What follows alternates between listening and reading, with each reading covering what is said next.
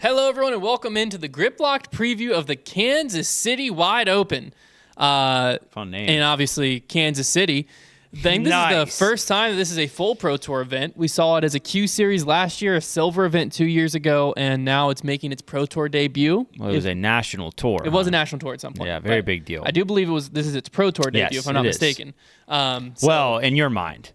Correct. Silver don't count. Drag that Q back. Series, that's fine.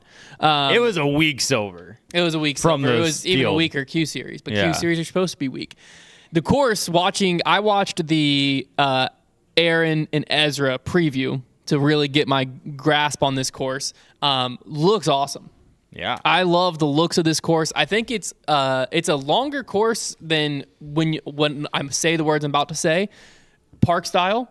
It's like a intense championship level park style course. Given that it's like open with some trees, I wouldn't describe it as wooded at any real points. Well, there's like a couple holes that are like fully wooded. I would describe maybe one hole as like truly wooded. I mean, 17 is all the way in the woods. That might be the one I'm thinking of. But then there's also, I think there's another par 3 that's quite long. That's yeah. But for the most part, you're looking at like there's going to be some holes with trees on both sides. A lot of the difficulty is going to come from the OB. Yeah. And it's Idlewild vibes. Honestly, a little bit longer Idlewild. and also some of the holes remind me of Maple Hill a little bit. The only difference between this and Idlewild is the gaps are nowhere near as tight as Idlewild. The gaps off the tee are a lot more forgiving. Yeah. And a lot of times it's like if you hit the gap, then you're clear versus like the gap continues for longer or the gap's farther down. Yeah. But it looks like an awesome course. There's some water features. There's a lot of built-up greens, which I love, especially right away. There's several just very scenic holes that kind of just get you into it. And then hole 18, I think, is going to be a great separator. Yeah, it looks like it's eagleable. It looks like with the wind, which will be there in April, that hole, because you're playing uphill into a pretty tight, elevated basket green with a lot of OB. So I think that, coming down the stretch, there is a chance for 2-3 stroke swings on that final hole, depending on the circumstance, especially if the leader has to go for birdie and you have the guy behind him trying to go for eagle. Things could get hairy quick. Yeah, so I really like that. The back nine in general is pretty crazy because you start out with a few par 3s in there, and then, going down the stretch, there's a lot of separation opportunity, and I think that there's a ton of upshots and putts that will be exposed in that wind. I mean, you could just looking at the footage, it just looks like an area that'll get super windy, and obviously being where it is located in the Midwest, they're going to get plenty of wind. So I would expect it. I expect a pretty entertaining tournament, and like I said, I think the course has personality. I think that there seems to be an attempt to make each hole memorable for some reason, and I'm not sure if every single one of them is going to play amazing, but it definitely is going to be entertaining to watch, and I think it should stack up well for the tour field. Yeah, I just pulled up the weather, and it does look like wind will be present. Pretty consistent, but there's also chance of rain throughout the weekend. It doesn't look like it's necessarily going to be a consistent rain the entire tournament, but kind of towards the end of Friday's round, a little spotty on Saturday, and as of right now, it looks like pretty consistent on Sunday. Maybe towards the end it'll clear up, so definitely looks like they're going to get rained on some out there. We'll see how often that actually comes into play. It's that time of the year you just can't catch a break out there. They're probably begging to get to the West Coast and get away from the weather. Say wind, storm, rain. At least this just looks like rain. It doesn't look like thunderstorms and stuff that could delay the tournament. If you play East Coast or Midwest disc golf in the spring, you're either going to be in gale force winds or rain. It's most likely both. Most likely a little both. Yeah. This is also they're kicking off the match play tournament. So finally, if you're watching this when it first is coming out, match play is going on probably right now. So we won't really do any preview of the match play. We talked about it a little bit before Music City, I believe. So that's also happening. So if that's interesting to you, you can tune into the DGN and check that out. But let's get into some storylines heading into this event. First one we got to talk about that we'll kind of breeze through, but Niklas Antila just won back-to-back Pro Tour events, but as the most dangerous man on tour currently is missing this event, taking advantage, like a lot of his fellow European players, taking advantage of the spaced-out tour schedule before coming back for Champions Cup. So not just him, but he's the one in MPO, obviously, that all eyes, I think, were on because he's not going to be able to three-peat. Yeah. Because he's not going to be out there. Gannon Buhr, however, won this event as a silver event back in 2023. And looking at this course, I can definitely see why. It looks like a course that Gannon Buhr would absolutely shred. The line for him, finishing place-wise going into this weekend, currently looks to be sitting at 3.5. Do you like him getting in the top 3 out here, or are you staying away from that? No, I think that line makes perfect sense. I think it's natural to favorite him just on his own merit, but then also because he is, he's proved himself at this course more recently than anybody else in the field. So that, that has to stack in his favor. And I think the course just sets up for a lot of overstable flex line type shots. And if there's wind, that just better adds to his skill set as well. Also, at some point, he's just overdue for a win at this point. Nicklaus was the hot hand. He's not even in the field. So when you look at how things are stacking up, everything's in his favor. And I'm very much expecting a top three and probably going to be competing for a win. I would agree. I really like the top three, as crazy as it sounds. I mean, there's a lot. It's not like the field is weak, but Gannon's just that good. Yeah. And it's not like it'd be one thing. Obviously, he's had a slower start than a lot of people would have expected given the last year season. Being first place in the tour standings. That's what I'm saying. But he still is finishing in the top five. Like his average finishing place, I believe, is either better or right around what it was all of last season. So the dude is coming in that. We're talking top five is his average finishing place. It's not like we're like, well, he averaged top 20 last year and he's averaging. No, the dude is just still playing ridiculously good golf. He just hasn't isn't getting those wins. Yeah, and so that's just how it can be. I think with how often he's putting himself in contention, it's all going to fall into place at some point, and I really like it being this weekend. I think that this could be the weekend he wins, but top three to me, top five feels like a guarantee, so top three feels like a 70% chance of happening. Yeah, in my mind. Which another player that I think is having, maybe a slower start than some people might have thought it, but still a very solid start is Anthony Barella. Yeah. He's another player that I think this course seems to be right up their alley. What's interesting here is his finishing place actually started off around 9.5, but now the line's moved up to 5.5, meaning people are absolutely loving him for this weekend. Do you agree with the people, or is top five getting a little too risky for AB? It's definitely gotten very, very close now. I think where it started there at 9.5 felt pretty comfy, but it's definitely gotten close. I think AB has played good golf. I think his biggest challenge will be getting himself up into contention a little earlier in the tournament and getting a chance to fight from the front of the pack. He hasn't quite been putting himself in as many opportunities as he did last year earlier in the season, which he was able to capitalize on. So I think that'll be the challenge for him. But he's right there, and so I expect him to be in a similar spot to Gannon, where the win will come anytime now. Their game is there. It just they need a few more things to go their way. I would agree. I loved him for top 10. I don't hate him for top 5. I think I actually put him in my top 3, spoiler alert, but I think that this course could really line up well for him. And I think one thing that we can't overlook either is last year he was a little bit of a momentum player. When he got going, he really got going. He did just win at the Go Throw Tour event out of Eagles Crossing. Yeah. And having played Eagles Crossing and looking at this event, I can see some similarities between what's required out there. And that Go Throw Tour event was a pretty deep field. So it wasn't like he just went out and beat no one. So absolutely. AB coming off of a win from that, I think makes me like him even more coming into this weekend. For sure. So I really like AB. Again, top 5 is a little scary for me. Top 10, I'm very comfortable with. So I'm expecting great things from Anthony Barella this weekend. Now, another player that has kind of burst onto the scene a little bit more this year is Austin Turner. He got his second top 10 of the season at Music City, and this course seems to me to have some similarities to Music City, although I think Music City's more lefty-friendly than this course, which obviously, if you don't know, Austin Turner is a lefty. So what do you think of him coming into this week? Are you expecting him to be like a top 20 guy, top 10? Is this a week where he could contend for the win again? Where are you expecting him to be? Yeah, he's really been the most surprising player of the season so far. Had a really good start. I do think Music City favored the backhand for him, being the lefty backhand, but he's been good at all 3 events so far. And it looks, he's always been a talented player. I think maybe he's just finally putting forth a little more of the effort and really committing to it away from some injuries. So I think that this might just be, an Austin Turner this year. Like, he might just be the guy who's kind of arriving this season. I think I need to see a larger sample size. Obviously, it's still early in the year, but I'm kind of looking at him as somebody I expect to see in the top 25 week in and week out, but it's not quite yet the guy that I'm like really anticipating a top 10 each and every week. Yeah, I'm in the exact same boat. Literally, my line of thought was I think this weekend's going to be a top 25 finish for him, which is going to be something that's great, but it's not something we're going to be talking about on Monday. It's something where when we look back across his season, I think that we're going to be like, wow, yeah, he was just a top 20 guy. Like, that was kind of his thing. So I'm expecting a top 25.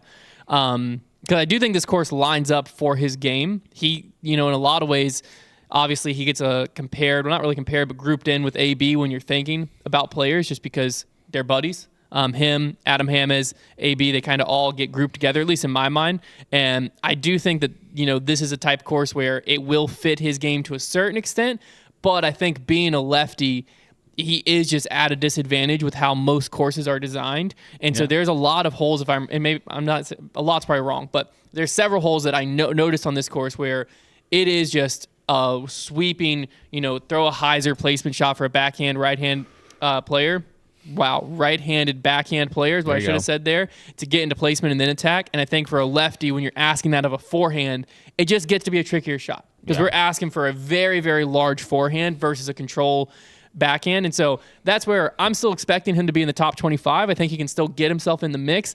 I will be surprised if he's in contention. Could it happen? Absolutely, but I'm not expecting it. I think the commentary I was watching for the Silver Series, one of the commentators actually made a remark like, sorry if you're a left-handed player on some of these holes because it only sets up for the long hallway. That's what I was noticing is when I was looking like it was some of the par fours that were like kind of a dog leg left almost. It's a demanding forehand for a lefty. You needed to have enough distance to give yourself a look down the alleyway. Sure, par can still come into play, but there's just some holes where you're not going to have as many chances to score. So I think that's going to kind of hurt him coming into this weekend. But speaking of that group, we got to talk about the third one, Adam Hammes. He's kind of having the start of the season that we always anticipate him having, but he just has never quite lived up to it. Yeah. He hasn't finished outside the top 10 yet this season. Does that streak continue here? I think it could. He's a balanced player, and so whenever you have a balanced player, and you're not going to necessarily get to any course and think, oh, Hammes doesn't really match up here. He's got a good backhand, got a good forehand. And can putt pretty well when he's on. So I don't really see any reason it wouldn't. I would say he is kind of establishing himself, as that different brand of player this year, and we've been waiting for that, like you said. So I don't think, it's hard to finish top 10s any given week, and so odds would say, he probably won't, but I don't think there's any reason specifically to believe other than just probability. Yeah, I think, historically what's always done it for us is we see him out in Arizona, and we would watch the start of the season, and he'd be battling it out with AB and Drew Gibson and Gannon and all these players, and it's like, holy cow, Adam Hammes might be the greatest disc golfer to ever walk the face of the earth. Mm-hmm. Then we get into the season and be like, oh, he's just an Arizona player. Yeah. And that happened several years. And I feel like this was the player we always were watching in Arizona actually converting. Now, typically what we've seen, because he's won on tour before and stuff, but typically what we've seen is he's a streaky player. Yeah. So we've seen this come in waves and go. It's stuck around longer already than historically it has, at least in my mind. Maybe stats wouldn't back that up, but in my mind, I feel like he's been more of a consistent presence than historically. So I'm going with, I think his top 10 streak continues here. I think this course lines up. I feel like once we get to a course that maybe I don't like Adam Hammes' game as much at, then maybe he'll fall into the top 20, top 25. But as of right now, he seems to be one of the most consistent players on tour at the start of the season. So why would I vote against him right here? At this point, if you think about where the schedule's at, it might be a long time till you feel that way about a course because we're about to get to the West Coast swing. You normally would be on Champions Cup. No, it's just golf course. Exactly. Is it? No, it's not. I was about to say it's a place he's won before, but it's not at Portland. But so you're going to be there. You're going to be up in Oregon. There's Europe. Exactly. Europe usually is pretty favorable to everybody's game, so it's really not until we get back to the East Coast that we start seeing some more specialized courses again. It's a very wide open part of the tour that we are Kansas City wide open. How about that? That we're entering into. Who else do you have your eyes on going into this weekend? The two guys that are kind of on the hot seat. One of them slightly, and that's Calvin. Just hasn't quite got over the hump yet, but he hasn't played awful golf. The other one I think is getting overlooked a little, and that's Ricky. And Ricky has not been good to start the season. Has he been horrendous? No. I think he sits 12th or 13th in the Pro Tour standings, but that's just not what we expect from Rick. Rick is supposed to be right next to Gannon. Going into the season, he's the other guy you consider one of the best in the world, and you're looking at him to win, maybe 1 out of every 5 or 6 events during the course of the season. So it hasn't been a great start for Rick. He's had some bad finishes. Obviously, he's got a new bag, but we already saw him, in an off-season event win with that bag. So it's not necessarily something to look too much into. So I just think it's been a slower start than you would have expected, and I'm just waiting for him to kind of pop and click into an event and everybody be like, okay, there's the Rick we know. It just hasn't quite been there. No, I fully agree. Rick, it's weird not seeing him on coverage. He was one of the players on my list because when I looked at it, it looked like he had 2 top 10s and 2 outside the top 20s. Yeah, it took like a 41st. Which is, I think it was 35th, but it's just not Ricky that we're used to. Like a Ricky kind of was the guy where he's a top 10 every week. Like it's not a lock, but it's as close to a lock as it got in the field, unless you're talking about a Gannon Buhr. And that just isn't how Ricky has started this season. And it's kind of weird to see because each week I get like, is this either the week that Ricky, it all clicks and he's in the top 3, or is it like this is just who Ricky is now, and putting him in the top 3 is risky. I need a lot more evidence before I'm on that side of the fence. But week by week that goes by, it's similar to if you go to the preview show years ago, we were saying the same thing about his major drought. We're not calling it a drought yet. We need more evidence. And yet here we are 8 years later. It's a drought. Now, I have said the drought's ending this year, thanks to Rory McIlroy's drought ending, or his Grand Slam coming together, and his drought ending. So I think Ricky Wysocki's drought will end, but it does have to start with good play at some point. So it could work out well where he gets the ball rolling here and then he's ready to roll for Champions Cup in a few weeks. Maybe he's just peaking at just the right time, but I do think he's on the hot seat. I do have to agree with Calvin Heimberg because Calvin's brand, again, was Mr. Consistent. Just a few years ago, he was winning pretty consistently on tour, left and right, but he was always in the mix. So to have him and Rick both, and like you said, Calvin's more in the conversations. Calvin's game's closer than Rick's, it seems. But to have them both missing from the top 5, you'd start off like, well, we got Gannon, we got Ricky, we got Calvin. Who else is filling that in? Dude. And you're missing 2 of those 3. Well, as I'm saying, like just a few years ago, we're dealing with like a group of 5, a lot of times a group of 3. And already in just a couple seasons, we're getting so much more density in like that 10 to 15 range where a lot of the players that are really shining have to be the guys that are either getting to the top of the podium or have a little more of that personality to them. And so, maybe people like Calvin get buried a little bit if they're not winning tournaments. And it's definitely gotten more competitive at the top. No, for sure. But one player that has impressed me at the start of this season has been Paul McBeth, but he's still looking for that first win. It's been now a year and we're a year and some change into this. Actually, if you go back to the last one, it might even be longer, but he didn't win at all last season. He's had a good start, a better start than I expected. Putting himself into contention. I mean, even at the Music City, I think he ended up finishing in 4th or 5th, but he was right there in it on 17. I think he finished a little further than that. He might have finished even farther than that, but he put himself in the mix. Literally had a chance to cut it to 1 on 17 at Music City. So he's playing very good golf. This is, again, a course that I think it doesn't fully line up to Paul's game. I do think it lines up to a little bit longer thrower's game, but it asks for a lot of placement. It asks for a lot of shots that Paul's fully able to execute. So where I don't think that when I think of this course, I'm thinking 100% this is a Paul McBeth course. There's also, when I look at him in this course, there's nothing that tells me like, oh, he's going to struggle because of blah, blah, blah. So I think he's going to do just fine out there, and I'm looking for another solid performance out of him. Yeah, he's shown good consistency. It's funny. Yeah, last week after messing up and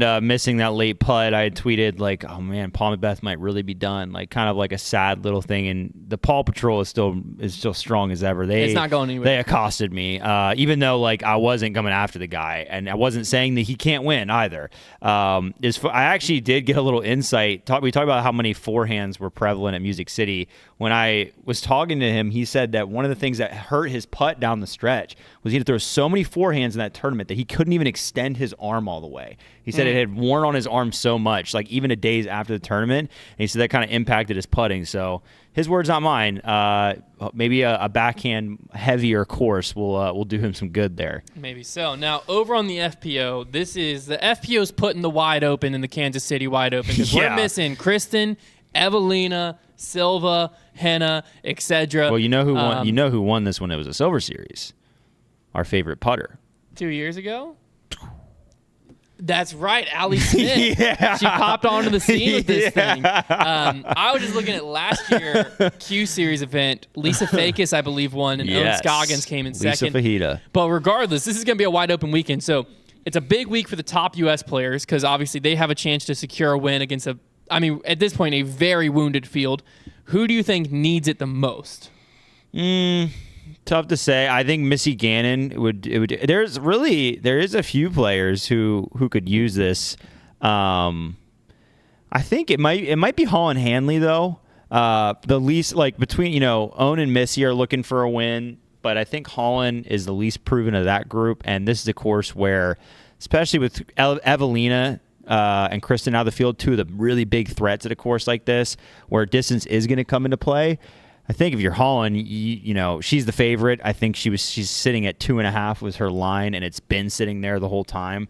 And you're not even getting great odds on it if you do bet the under. So I think everybody's looking to her. There's a lot of pressure, and I think she probably needs this win the most from that respect. But just because I feel like it's a great opportunity. I disagree. Mainly, she's leading the tour standings currently. She already has a win this year. Everything's in the top 3. I think this is Missy Gannon. I mean, Missy Gannon's currently sitting 9th. Yeah, she has had a great. Missy has had a great season. The only reason she's only finished in the top 5 twice. But she's a little bit of a longer track record. She's coming off of Player of the Year. I think Holyn still has a lot more to prove, and that's where whenever an opportunity arises like this, you're the favorite. The field is weaker. You can get another win. That's why I just feel like it's a big opportunity. Whereas Missy, if you're just looking at who's performed the best so far this year, but people aren't going to be as quick to apply the pressure to Missy, I don't think. Or maybe you will. I am. I guess you are. Well, first off, I think it was Kristen's Player of the Year last year. That's nothing against Missy. It's against whoever voted. Still has the award. But Missy does have the award, and maybe that's weighing on her because we're coming into this. And like I said, she's went 15th, 4th, 23rd, 5th, which the 4th, 5th makes perfect sense to me. That's the Missy Gannon we know. The 23rd, 15th makes 0 sense to me. I think that Missy Gannon, if you look back over the past few years, she has been one of the players that's she could go toe-to-toe with Kristen. She could go toe-to-toe with any player in the field. She's right up in the mix all the time. It was always this week we're going Kristen, Missy, Owen. Oh, this week we're going Kristen, Owen, Missy. Oh, the 23rd is a long way back. And to look in FPO, when you've played all 4 events and you're a caliber player of Missy Gannon, to be in 9th place just shocks me. When you because if you've missed a few events, sure, whatever. But to play all 4 and to have the playing status that Missy Gannon has earned, where she is a top FPO player, period. I think everyone would agree with that. For her to be in 9th after 4 events really shocks me. And I think this is a great week for her to prove I'm still here. Don't worry. Get a win here, and then, now you can get the ball rolling, get some momentum into the rest of the season. I think Holyn's had a better start than most people have expected. Second, first, third. I think that's a phenomenal start. And, she's the favorite. She's the Kristen of this weekend where she's the one to beat. Just feels like a can't lose for her. It is. I think it is a can't lose for Holyn, but I think it's a must win for Missy. So I respect that take. We'll see what happens there, but I definitely think that it's going to be an interesting one. And I think we would both agree that Holyn is probably most poised for a good performance out here. But who else are you watching? Who else do you have your eyes on that could sneak in there and ruin Holyn's weekend? I think Haley King is interesting to look at in this event. Right. I think that Haley King looked pretty solid at MCO. I think she ended up right around 10th or 9th. And somebody that I'm just keeping my eye on. I'm also waiting on Kat Merch this year. Her line has stayed pretty aggressive. They're expecting a top 7 finish out of her, and I'm still waiting to kind of see her emerge this season. I have Kat Merch as one of mine. Owen Scoggins is another, and Ella Hansen. I really like Ella at this event. She got the win. Really like Ella. Kick things off at the Supreme Flight Open. She's been fine since, going 4th, 9th, more 7th, consistent than normal. More consistent than normal, and I think this could be a big one for her because before it was always Holyn and Ella. They were grouped together all the time, probably mainly by us. But I would always get them mixed up, and now Holyn has separated herself as the consistent better of those two. And I think that Ella still has all the talent in the world. She just needs that to get the ball rolling again, needs a few more wins and good performances under her belt. She's had a great start to the season. I think another win here would be okay, wow, maybe she's emerging as one of the top FPO players. I think Ella has a really good skill set. It's just a little bit of a consistency thing. I think she has a better forehand than Holyn. And when her putt is on, it's really good. It's just consistency. Yeah. All right. It's time to hop into our pick'em Disaster. against Tour Life. Tour Life is absolutely dominating us. It's a long season. It's a long season, I'm not though. worried about it. And this is going to be an interesting one because the guarantee of Kristen's gone. She's not in the field this week. So FPO, obviously things are going to get mixed up here. One thing that's funny is I'm pretty sure when Edwin, and I'm hoping that this is correlated to Tour Life because he emailed me. And let me actually find this email. Oh, are we going to have updated ones soon? Yeah, we're going to have, he was emailing me in regards to why we're not updating them. Okay. Because he was saying, here he goes. Either way, I think everyone's going to pick Silva in tier 3, but at least we might have some differences between the other two.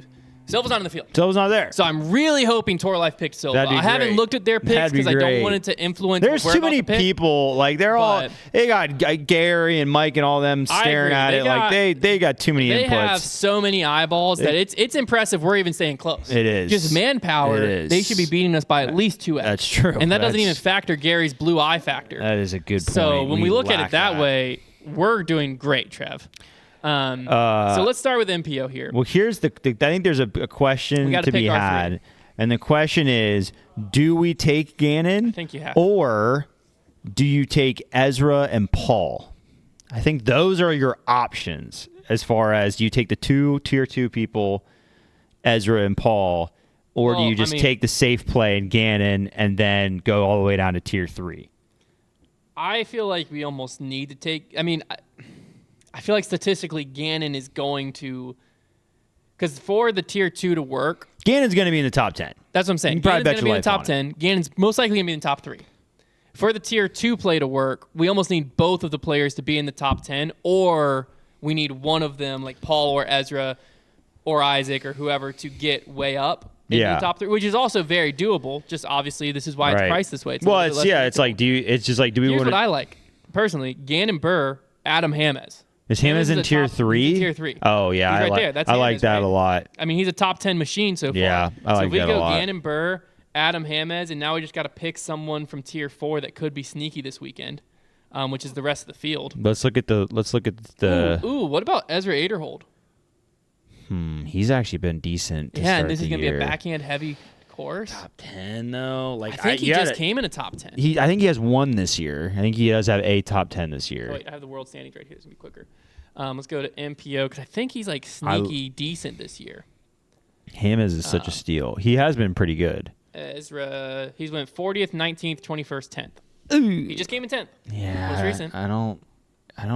I'm not in love with it. Can we take Marweed? Marweed's been good. Two top 5. Well, but it's not a forehand course. Does that matter? Yeah, it does. He's a really good forehand player, but he has been really good this year. Marweed is out there. We could take Marweed. I don't hate. Okay, so I think we're locked in on the Gannon Hamez. Absolutely. Love that one too. Ooh, Austin Turner could be sneaky because I'm sure he's in the rest of the field. Oh, yeah. Yeah, I don't hate that. I mean, I know. We just went through it. We just went through why it's not a But I'd rather have Austin Turner than Marweed if we're talking about the same issue. I would agree. And Austin Turner's in the field. So I think maybe that's the play. He's been good recently. Okay, so we're going to go Gannon, Hamez, Austin Turner. Can't lose by 1,000 again. That's got to be close to what they picked, if I'm being honest. Okay, now FPO. I don't know. Do we take Holyn for 7? Is Holyn the new Kristen this week? What are our options in tier 2? Like, who are our best options? 2, Cap Merch. Hen is not there. Paige is not even remotely an option. Natalie Ryan, Ella Hansen, Own. and Scoggins. I mean, we could go like own Ella. We could go own Ella. But like, Holland's gonna win. Holland's probably gonna win, and the wins are like wins are huge. They're like 25 points. We gotta take Holyn. She's probably gonna win. She's been in contention too much. She's gonna win. Gotta take Holyn. So now we bump down to tier 2. Haley King's available. I like Haley King. Haley King burned there. Us once. Yeah, but she finished right on the fringe this past week. All right, and then we go rest of the field. Do we go Lisa Fakis? Is she gonna be out there? She won last year. That'd be pretty funny. I'm not gonna lie. She won it last year. I mean, wait, Cadence. Do we go Cadence Burge? She just took a top 10. Cadence Burge. She's there. I just read her name. Yeah. Okay, we go Cadence. Cadence. Yeah, Make sure she just had a top 10. That's Ellie Ezra. There's no way. Okay, Cadence Burge. There we go. Yeah. There we go. Caden's had a great season. I'll text those into Edwin. I feel so good about those. I do like these. These are my favorite picks we've done so far. I agree. I think we really got something. I'm still scared. All right, so now let's get into our personal predictions. So Okay. I'm beating Trevor by 2 points. I have 23. Trevor has 21.